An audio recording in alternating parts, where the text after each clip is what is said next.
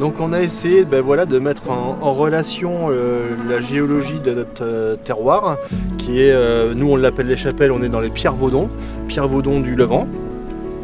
Et puis essayer de voir selon les différents horizons de sol et de sous-sol, quelles sont les interactions avec le vin qu'on produit. Et il y a une relation entre la dégustation du sol avec de l'eau et puis du vin qui est incroyable. On a vraiment une grande corrélation entre le sol et le champagne.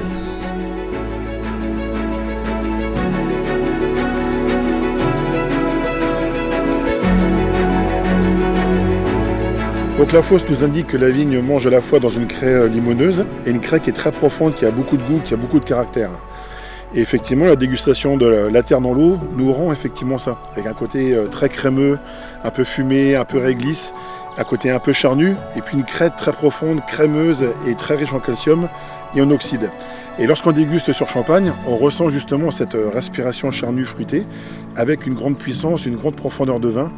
Et c'est peut-être ça également un peu le secret d'Avise, d'avoir cette puissance fruitée en corrélation avec une craie puissante qui donne beaucoup de potentiel, notamment de garde et de plaisir, bien entendu.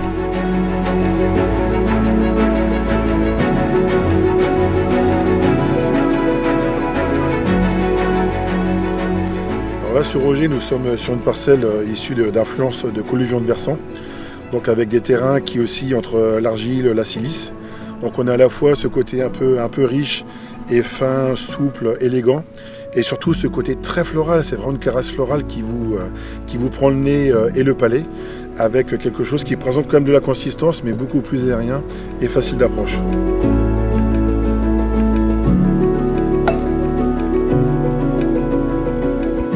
C'est surprenant, moi je suis assez surpris par la fraîcheur et le côté délicat et fin d'Auger.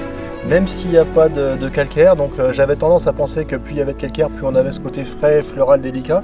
Mais là c'est le cas sans calcaire et on est vraiment sur du fruit, de la fraîcheur, de l'élégance, même sans voir du tout de craie. Et voilà, c'est un enseignement aussi sur les différents types de sols.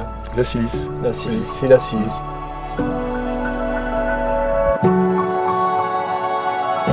Alors ici nous sommes au milieu sur Roger, en bas de coteau, avec une craie qui est très affleurante, une craie qui est très pure, concentrée, qui est très marine.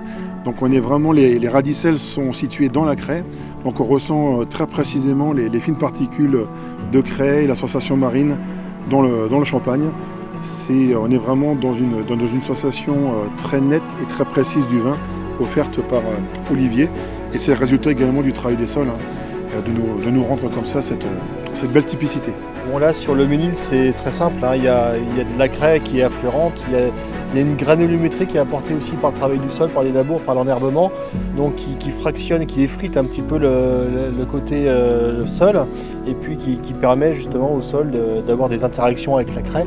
Donc, les craies très pures où on ressent l'iode, le côté minéral étendu du terroir, et voilà ce qui explique que les vins il y a une grande corrélation avec les vins qu'on produit.